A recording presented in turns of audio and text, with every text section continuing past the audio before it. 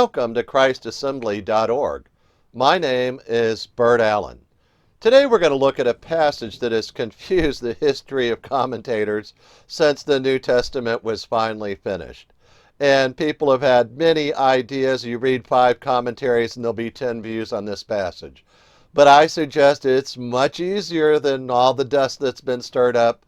Why don't we just look at the text, and I think you'll see the meaning pop out quite clearly. I'm talking about the prophecy of the 2 swords over in Luke chapter 22, and let's begin with verse 35. And he said to them, when I sent you out without money belt and bag and sandals, you did not lack anything, did you? They said, no, nothing. Verse 36. And he said to them, but now whoever has a money belt is to take it along, likewise also a bag, and whoever has no sword is to sell his coat and buy one.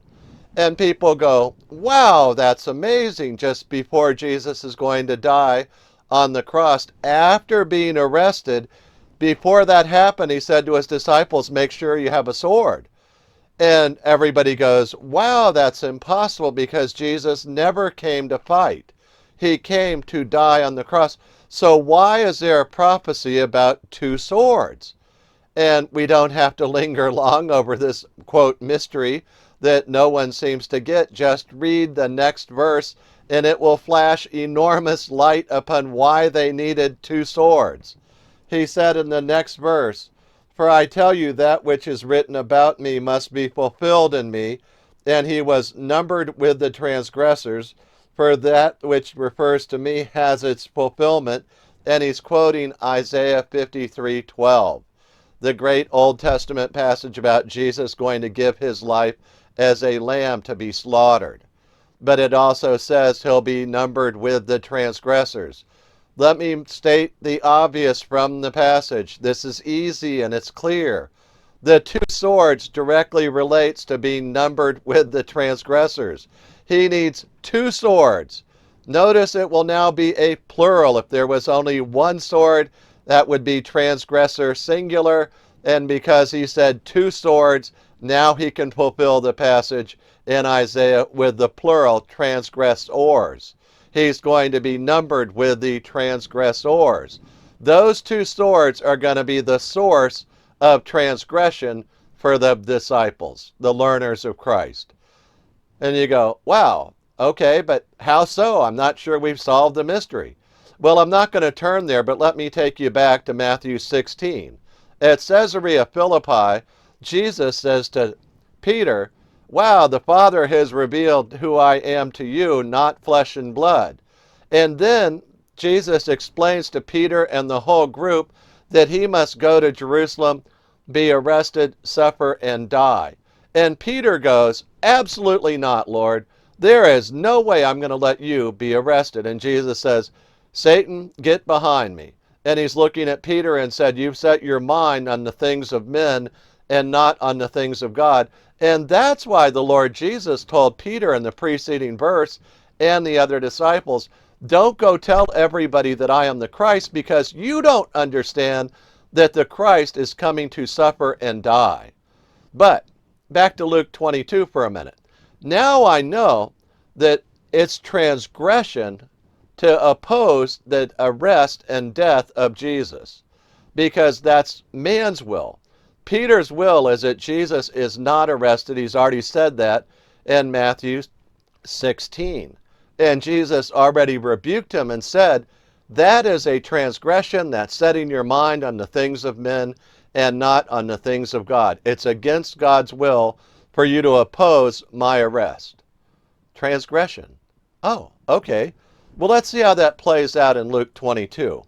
If you drop down in Luke 22 to verse 48, Judas, are you betraying the Son of Man with a kiss? 49. When those who were around him saw that what was going to happen, they said, Lord, shall we strike with a sword? And one of them struck the slave of the high priest and cut off his right ear. Now, remember, when you oppose the arrest of Jesus, you're acting like a transgressor, because the will of God is that Jesus would be arrested and crucified. And when you oppose that with a sword in your hand striking Malchus, the high priest servant, then you're opposing the will of God and you're transgressing. So Jesus is numbered with the transgressors because those two people had swords and they were ready to oppose and were actively opposing the arrest of Jesus Christ. And that's sin, and that's wrong. But in verse 50 he said, and one of them struck the slave of the high priest and cut off his right ear. 51. But Jesus answered and said, stop, no more of this. And he touched his ear and healed him. Okay, so if you go back to verse 38, it said, they said, Lord, look, here are two swords. And he said to them, it is enough. So it's enough that they had two swords to match the plural of Isaiah 53:12, and both of the disciples had one disciple each had a sword, so two disciples with two swords are ready to use them, and one of them had already swung and already did it, and Jesus said, stop that. So I'm not going to do it this week, but I plan on doing it next week to show you at the arrest of Jesus how Jesus went much farther than being numbered with the transgressors. He's also going to intercede and do some other stuff right at his arrest as part of the fulfillment of Isaiah 53. And it's a wonderful story. So to recap, it's pretty simple what Jesus was talking about. Jesus said, get two swords so that I can fulfill the prophecy with you, that I will be numbered with the transgressors. Remember, Jesus was not a transgressor of the law at any time. He came to fulfill the law, and he did. But to be numbered with the transgressors, they would be numbered with him as his learners, as his disciples. They were going to be the transgressors by opposing the will of God and using those swords, using them at his arrest, or prepared to use them, resisting the will of God. Just like we saw in Matthew 16, where Peter said, oh no, that'll never happen. And Peter made good on that on the night of the arrest, where he struck with a sword and said, absolutely not. Later, Jesus will say, look, my kingdom is not of this world. Otherwise, I would have many legions of angels. I would have others who would fight for me. But because my kingdom is not of this world, and my Father sent me to die on a cross, he could look at Pilate and say, you have no authority over me except that granted to you by my Father. So that's the answer to the mystery of the two swords. What does that prophecy mean? It means to fulfill Isaiah 53:12 on being numbered with the transgressors. They each needed a sword. There had to be two swords with the disciples so they could use them at his arrest, and that would fulfill. Notice he said, and that has its fulfillment in me, and two swords is enough. That's sufficient. We don't need 5 swords or 10 swords, because it just will satisfy the bill. One will not. So the prophecy is fulfilled by 2 swords. That's enough to be the plural of Isaiah 53:12. There's the answer. I look forward to your comments, questions. Remember, everybody has their own view of the passage. I think the passage speaks for itself, and it's clear and it's easy. When you go back and look at Matthew 16, when you look at Isaiah 53, and then you read about the actual arrest. So let's pray and thank Jesus for the prophecy. And let's be sure that we don't let our own human emotions override the will of God. Peter was trying to protect Jesus and keep his friend from dying. But by doing that, he wasn't in tune with Jesus and the will of God. Jesus had already rebuked him and said, get behind me, Satan. That's a strong rebuke. Peter, you're not setting your mind on the things of God, but the things of men. We need to avoid that every day in our lives. Even though we think in our own human emotions we're doing the right thing on the spur of the moment, not true. Make sure you're following the will of God expressed through the Bible, and let your human emotions and your own thoughts and actions be submissive to the Word of God, always. Let's pray. Father, we thank you for your Word and the clarity of the Word. May we love you with all of our hearts. May we not let our will and our emotions and the way we set our minds oppose your will. Thank you, Lord, for the prophecy and the fulfillment. Thank you that you went to that cross willingly and died for us, and you were raised from the dead 3 days later. Thank you, Lord. We love you. We pray that we may love you more. In the name of Jesus, amen. Hallelujah. Before I close the video, I'd like to share with you 4 verses about eternal life. I often ask people this simple question: why should Jesus let you into heaven? And the answer to that question surprises many people because it comes from the Bible and it's simple and it's clear. Most folks, when they hear that question, they tell me, well, I've been good, or tried to do more good than bad, or I tried hard, or I've done a lot of nice things, and I hope God will let me into heaven. They somehow think if their good works outweigh their bad works, that God will let them in. But God says, actually, I'll let people into heaven because of a free gift. But the story from Jesus starts with 4 verses, and I'm going to read them one at a time. Romans 3:23 says, "For all have sinned and fall short of the glory of God." Romans 3:23. You see, for every person who lives today on earth in human flesh, we've all sinned. Every one of us. We've all told a lie. We've all done or said something that made somebody else angry, and we were doing it out of anger ourselves. We've all done things to hurt other people at one time or another.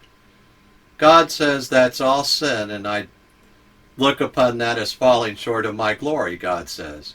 God says we should never fall short of his standard, which is the glory of God. Well, is it serious that we've sinned? Should I be worried about that? Everybody sinned. Why should I worry? Well, consider Romans 6:23. For the wages of sin is death, that all of us deserve the death penalty. At the moment we sinned, we incurred the death penalty for the smallest sin or the biggest sin.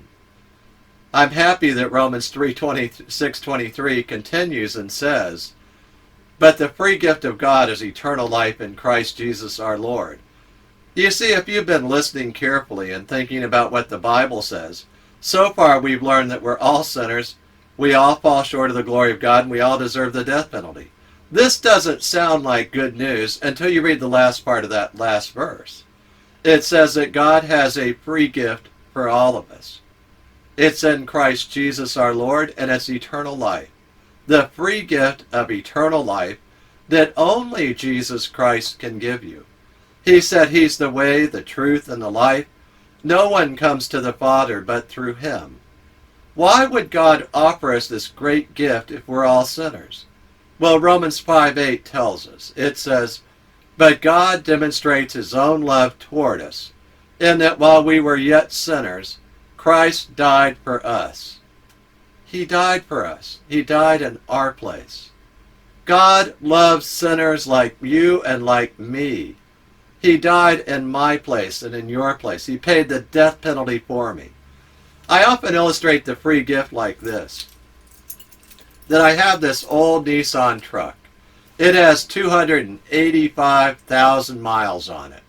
It's not that great a truck. It sits at the beach every day. But I illustrate the point this way. I hold up the keys to my truck and I say, I'm going to make you a symbolic gift of my truck. But until you take the keys out of my hand, it's not your truck yet. Well, let me tell you what I mean. A lot of people have been going to church for years. They know all about Jesus. They can quote verses about Jesus. But they know in their heart that they're not quite right with God. And there's never been a day in their life where they've been born again and they know it. You see, they're just staring at the keys in God's hand, and he's offering you the free gift today of saying, reach out by faith and receive that free gift and take it into your heart today. Receive the free gift. Okay, how do we do that? Well, Romans 10:9 tells us how to do that. It says that if you confess with your mouth Jesus is Lord and believe in your heart that God raised him from the dead, you will be saved. And he means saved from the death penalty, eternal destruction. So we can receive that free gift right now by faith, and we can pray a prayer together. I urge you to pray with me. I'm going to pray it right now. Lord Jesus, I thank you that you love me. I confess that I am a sinner and I fall short of the glory of God. I confess, too, that I deserve the wages of sin, which is death. But, Lord, you offer me the free gift of eternal life in Christ Jesus our Lord. I accept that free gift right now. I believe that you love me and that God died on the cross for me, that Jesus Christ is God, and he died on the cross for me. You paid the death penalty for me, Lord Jesus. Thank you so much. I confess with my mouth Jesus is Lord, and I believe in my heart that God raised him from the dead. I repent of my sins, and I accept that free gift, Lord. Thank you so much that you have forgiven me. In your name I pray. Amen. Now, if you prayed that prayer with me, I'd love you to send me an email and we'll rejoice together. Send me the email at friend@christassembly.org. That's friend@christassembly.org. I look forward to hearing from you. Hallelujah.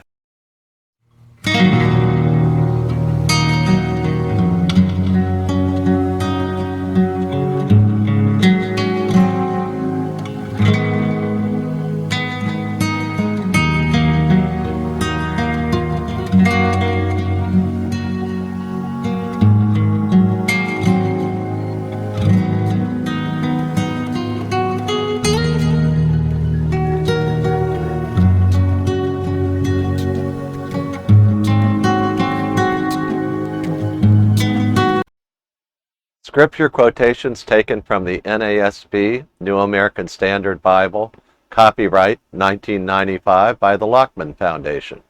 Used by permission, all rights reserved.